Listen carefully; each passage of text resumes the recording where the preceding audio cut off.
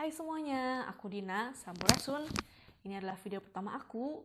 Aku akan bercerita tentang sebuah kisah yang merupakan kisah yang serem ya kalau kata aku.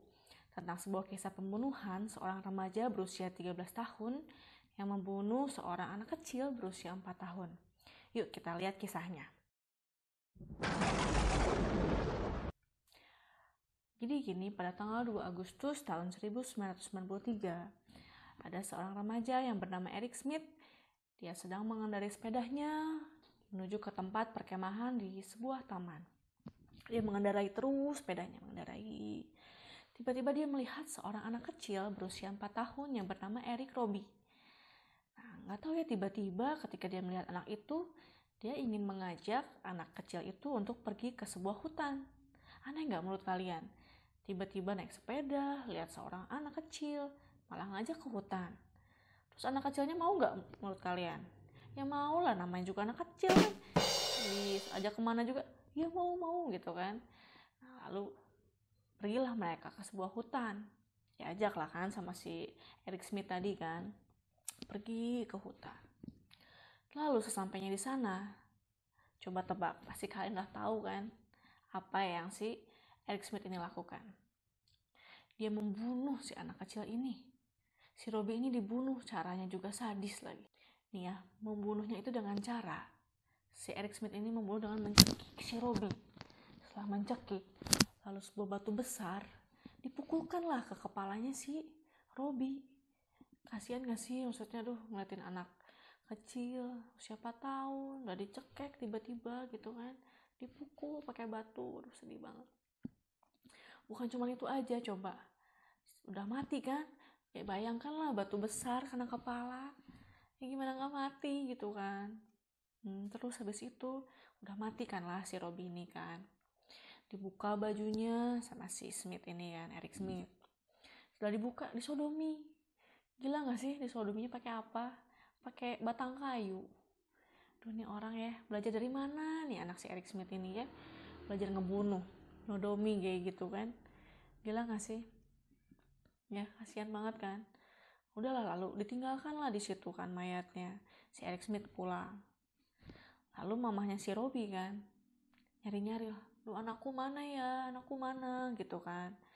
Dicari-cari lah anaknya kan, gak ketemu gitu.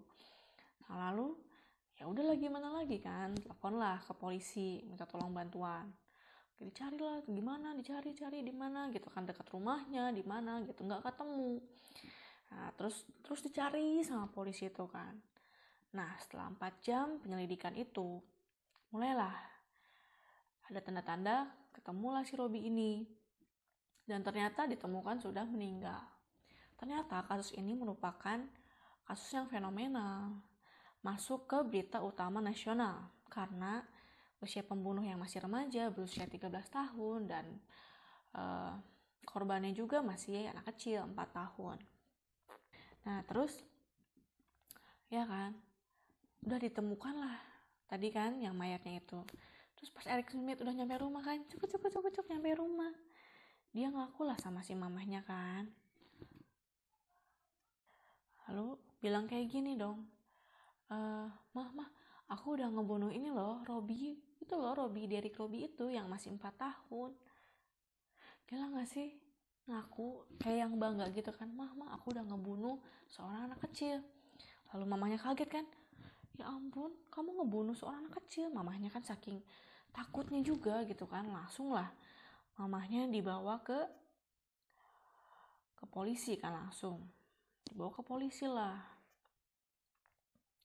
langsung dibawa ke polisi kan. Stop dulu ya. Nah, kita lihat dulu sih, kenapa ya si Eric Smith ini bisa melakukan hal itu. Nah, aku ceritakan ya. Jadi, si Eric Smith ini sering banget dijadikan badut. Istilahnya badut itu berarti sering dibully, diintimidasi oleh teman-temannya. Keluarganya pun juga mengintimidasi dia oleh ayahnya dan kakak perempuannya. Gila, keluarga macam apa ini ya, jahat banget lah ini lah.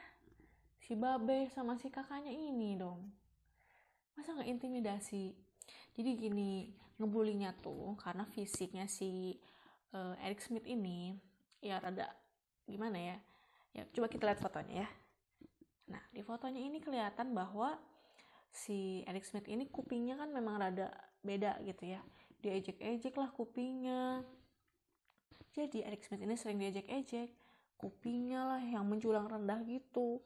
Terus kacamata tebal, rambutnya merah, dan bintik-bintik di mukanya. Padahal kalau zaman sekarang kan banyak ya filter bintik-bintik ya di sini ya.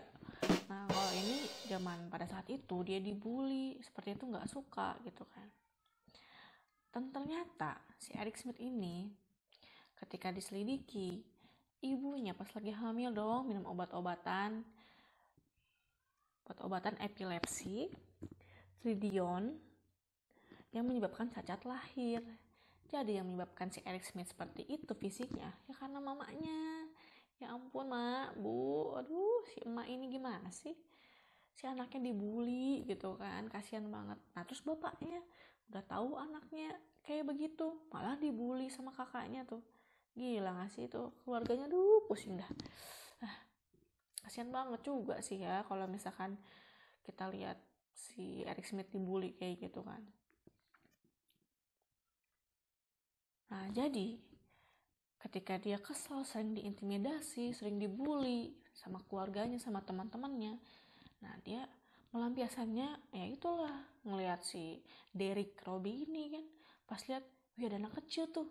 Biasalah kadang kalau misalkan udah lebih ngerasa senior pasti kan ngebulinya yang juniornya lah, mungkin kayak gitu ya kayaknya ya. Tapi kasihan banget lah pokoknya lah si Derek Robbie ini ya. Lalu, jadi setelah adanya pengakuan dari Eric Smith yang menyatakan bahwa aku udah ngebunuh gitu kan.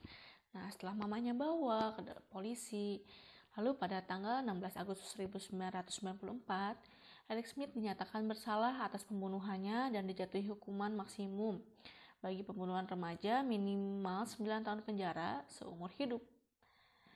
Nah, saat di penjara dia menuliskan surat permintaan maaf untuk keluarga dari Robbie. Lalu surat itu dia bacakan di televisi. Seperti ini ya yang dia bilang. Saya tahu tindakan saya telah menyebabkan kerugian besar dalam keluarga Robbie. Dan untuk itu saya benar-benar minta maaf. Saya telah berusaha berpikir sebanyak mungkin tentang apa yang dialami oleh Derek. Mungkin Derek bisa merayakan ulang tahun, Natal bersama, dan memiliki rumahnya sendiri, lulus kuliah, menikah jika dia tidak meninggal. Kadang memang penyesalan datangnya adalah terlambat. Di akhir pernyataan, Smith menyatakan bahwa aku tuh gak tahan sama di penjara dengan tembok tertutup, dengan adanya kawat berduri dan batang logam baja. Pokoknya dia meminta maaf terus sama keluarganya si Derek Robbie ini kan. Nah lalu si Eric Smith ini kan yang ngajukan terus pembebasan bersyarat kan 10 kali sejak tahun 2002. Lalu yang terbaru kemarin nih baru Januari 2020, tapi yang berusaha dia sia-sia.